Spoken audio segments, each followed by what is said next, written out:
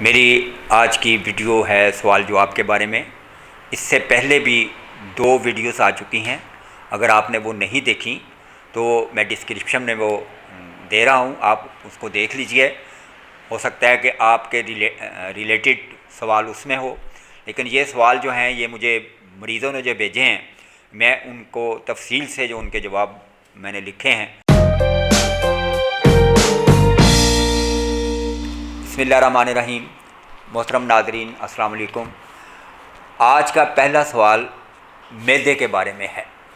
بہت سے احباب نے سوال کیا ہے کہ انہیں معدے میں درد ہوتا ہے جو آہستہ آہستہ بڑھتا چلا جاتا ہے، یعنی تھوڑے سے درد سے شروع ہوتا ہے اور پھر وہ آہستہ آہستہ بڑھتا چلا جاتا ہے اور کبھی ناقابل برداشت ہو جاتا ہے۔ محترم ناظرین، اس تکلیف کو نظر انداز نہیں کرنا چاہیے اور معمولی سی چیزوں سے اس کا علاج نہیں کرنا چاہیے، کیونکہ اس درد سے جب یہ درد بڑھتا ہے تو یہ معدے کے منہ کے اوپر جو ہے وہ سوزش ہو جاتی ہے، ورم پیدا ہو جاتا ہے، اور بعض دفعہ یہ درد قلنچ یعنی شدید درد جو پیٹ کا ہوتا ہے اس میں تبدیل ہو جاتا ہے۔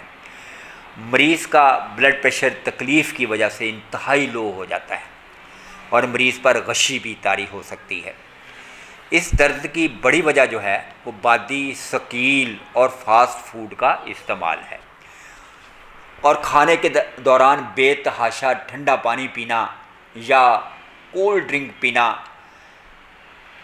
اس سے بھی قوت ہاضمہ جو ہے وہ کمزور ہو جاتی ہے اور غذا جو ہے وہ معدے میں پڑی پڑی سڑنے لگتی ہے، اس میں سے بخارات اٹھتے ہیں، تبخیر پیدا ہو جاتی ہے اور پھر درد شروع ہو جاتا ہے۔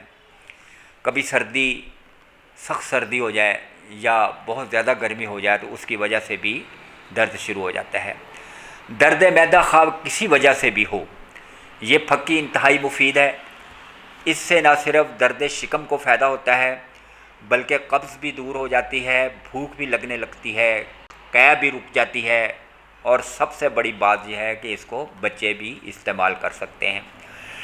تو یہ نسخہ ہے، آپ اس کو بنا لیجئے، گھر میں رکھیے، اور یہ بہت بہترین پھکی ہے جو میں اکثر اپنے مریضوں کو استعمال کرواتا ہوں۔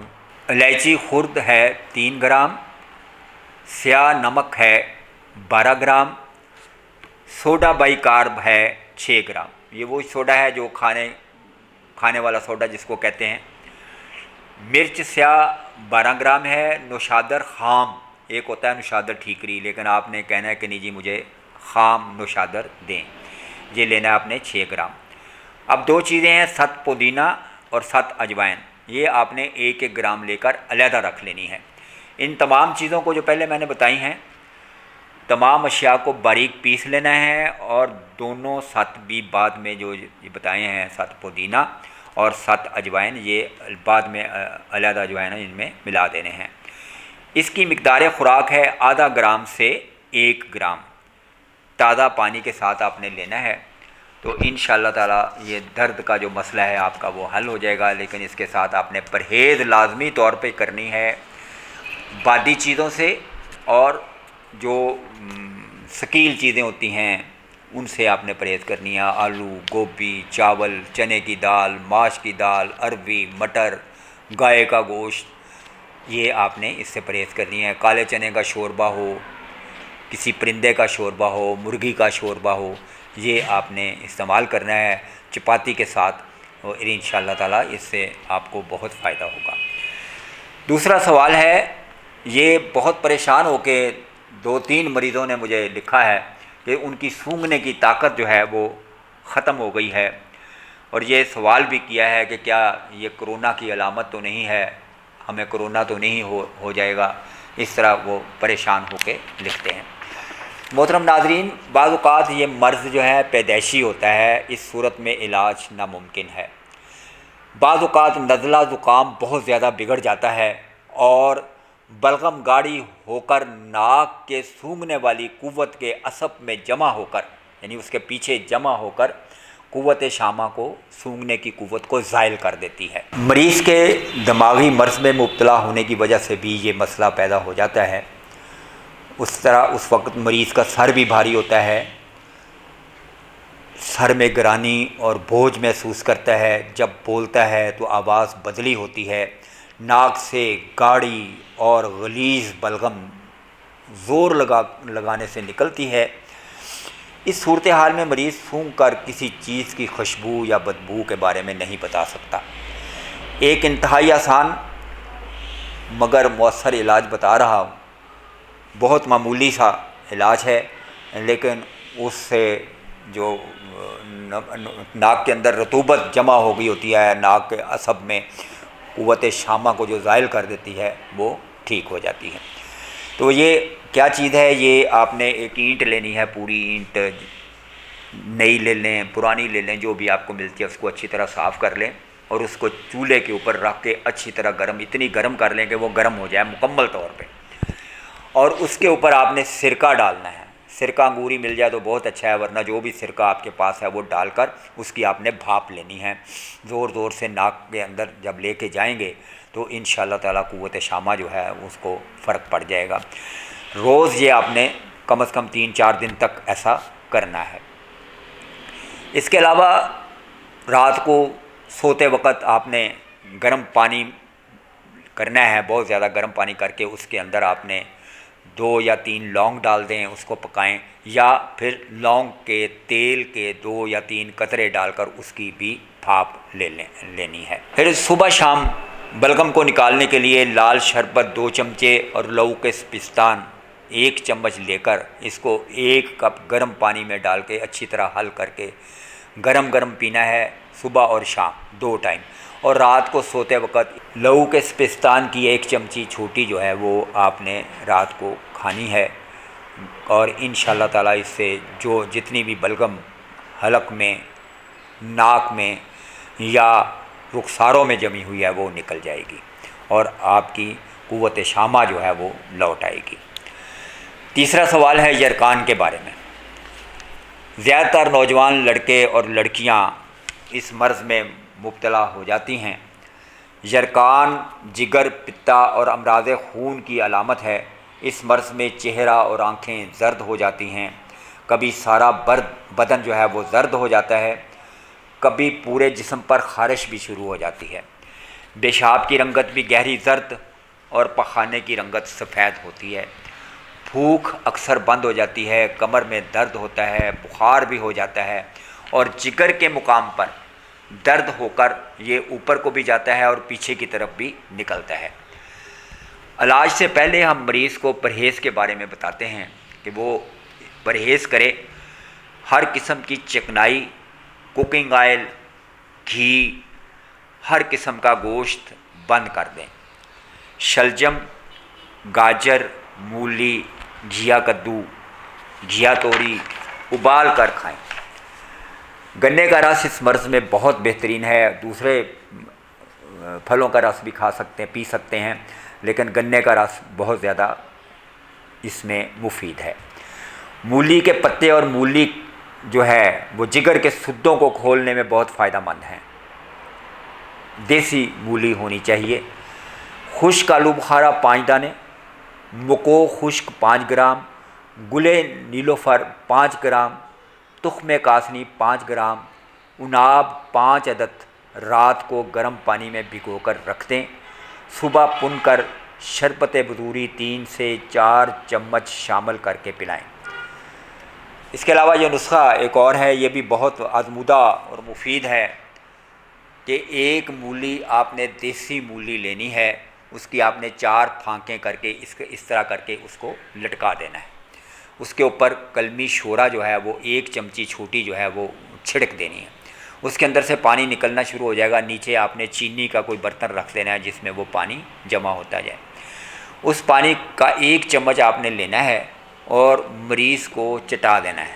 اس کو پینا نہیں اس نے، بلکہ آہستہ آہستہ اس کو چاٹنا ہے، صبح دوپہر شام، اور جب وہ پانی نکلنا بند ہو جائے تو اس مولی کی بھجیا جو ہے وہ بنا کر مریض کو کھلا دیں۔ اس سے جو ہے انشاءاللہ بہت جلد افاقہ ہو جائے گا، بہت جلد، یعنی کسی دوائی کے بغیر بھی افاقہ ہو جائے گا، اور مریض کو ابلے ہوئے چاولوں کے علاوہ اور کچھ نہیں دینا، اس چاول کے اوپر آپ نے شکر ڈال کر دینی ہے۔ کرشی کا اکسیر جگر سیرپ اور حب کبد نوشادری جگر کا فعل درست کرنے میں اور بھوک لگنے کے لیے میں اکثر مریضوں کو استعمال کراتا ہوں۔ یرکان کے مریض ان کو استعمال کریں تو بہت جلد جو ہے ان جگر ایکٹیو ہو جاتا ہے اور بھوک لگنی شروع ہو جاتی ہے۔ اچھا، اب چوتھا سوال ہے لکنت کے بارے میں، یعنی ہکلانے کی بیماری یا توتلا بولنے کی بیماری۔ والدین نے پریشانی کے عالم میں یہ سوال کیا ہے کہ اگر لکنت یا ہکلانے کی بیماری کا کوئی علاج ہے تو برائے کرم ہمیں بتایا جائے۔ اس بیماری کو منہ اور حلق کی بیماریوں میں شمار کیا جاتا ہے، لیکن دراصل یہ ایک نفسیاتی یا ذہنی بیماری ہے۔ بچپن میں کسی بڑے کی یا پڑوسی کی یا کسی دوست کی جو ہکلاتا ہے اس کی نقل اتارنے سے بچہ سچ مچ ہکلانا شروع کر دیتا ہے۔ اس قسم کے بچوں کا علاج نفسیاتی طریقوں سے ہی کرنا چاہیے۔ بچے کو پیار و محبت سے سمجھائیں، اسے کہیں کہ اپنے خیالات کا کھل کر اظہار کرے اور اس کا بالکل مذاق نہ اڑایا جائے۔ اس کو ایک تقریر لکھ کر دیں یا اس کو کہیں کہ یہ تقریر یاد کرو، اور وہ تقریر جو ہے اس سے بار بار کروائی جائے۔ اگر وہ رکتا ہے تو اس کی حوصلہ افزائی کی جائے اور اس کو کہا جائے کہ دوبارہ بولو، کوئی ایسی بات نہیں۔ پھر ایک اور چیز ہے کہ ایسے بچوں کو نعت خوانی، یعنی کوئی نعت جو ہے وہ اس کو پڑھنے کے لیے کہا جائے، اس کو بار بار اس کی مشق کرائی جائے۔ دماغی یا اعصابی طور پہ بچہ کمزور ہے تو خمیرہ گاؤ زبان جوہر والا میں کشتہ فولاد ہمیں لا کر دینا چاہیے۔ مچھلی کا تیل یعنی کارڈ لیور آئل بھی بہت مفید ہے، دونوں وقت کھانے کے بعد بچے کو چٹائیں۔ اگر بچے کی زبان میں تیندوا ہے تو چیک کروا کے اسے کٹوا دینا چاہیے۔ اور ایک نسخہ نوٹ کر لیں، جڑ پر ملنے سے، یعنی زبان کی جڑ پر ملنے سے رطوبت کا اخراج ہو کر لکنت میں بہت فائدہ ہوتا ہے۔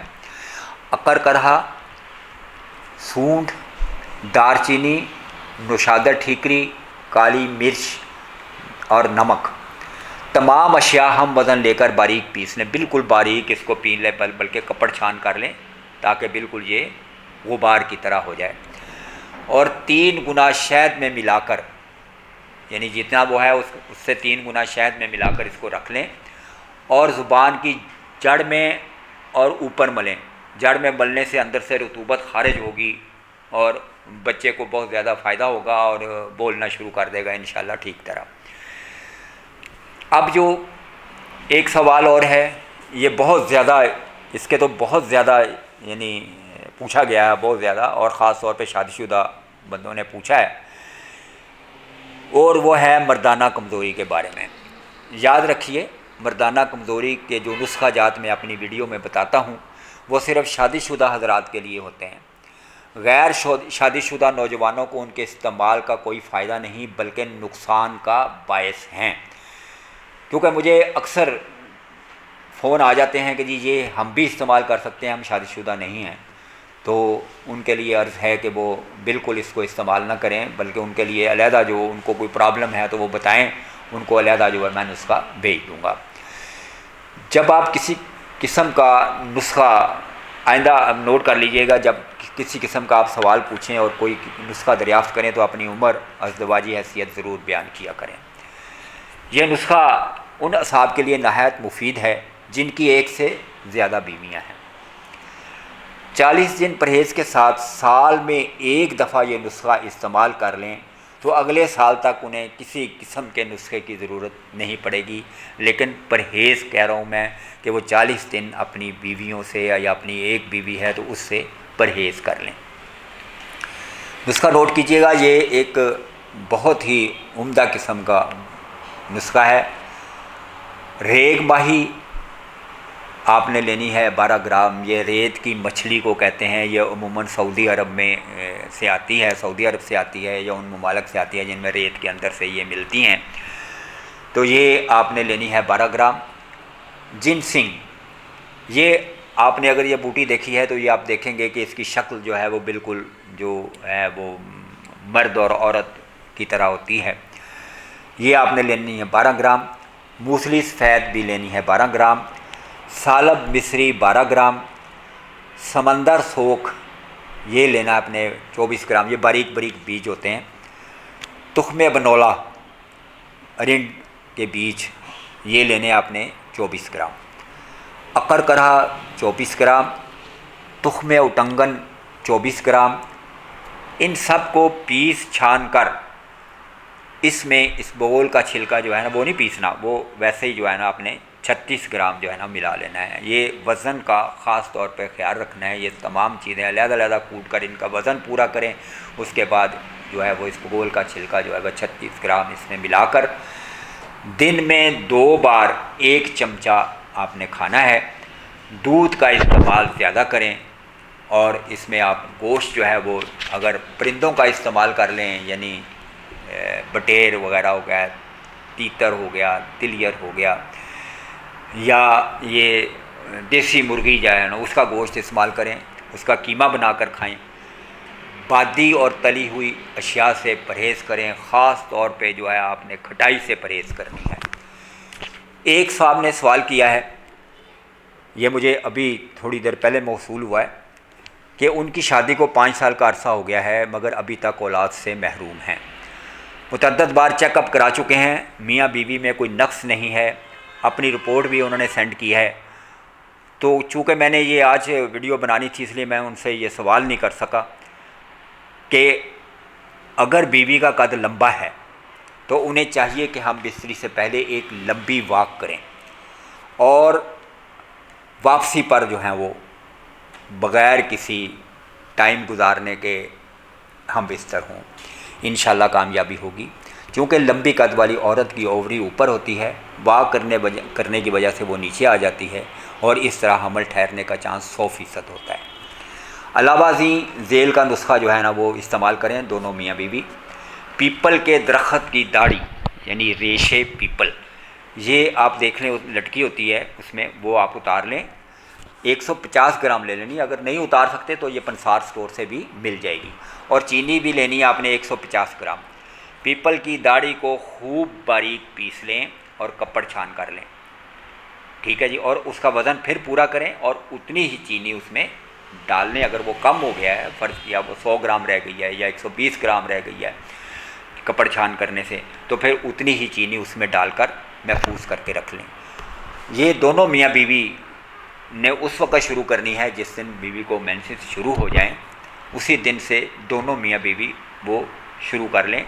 10 گرام آپ نے یہ کھانی ہے، اور 10 دن تک دونوں میاں بیوی نے صبح شام یہ استعمال کرنی ہے۔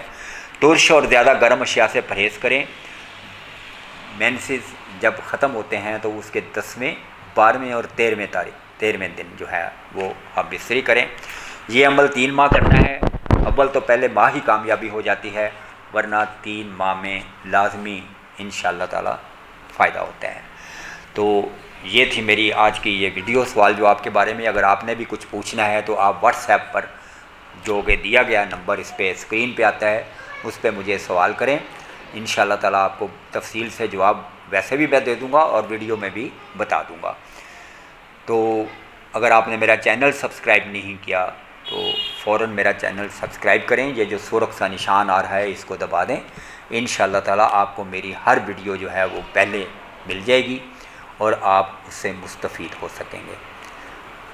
اگلی ویڈیو تک کے لیے اجازت دیجیے، اللہ حافظ۔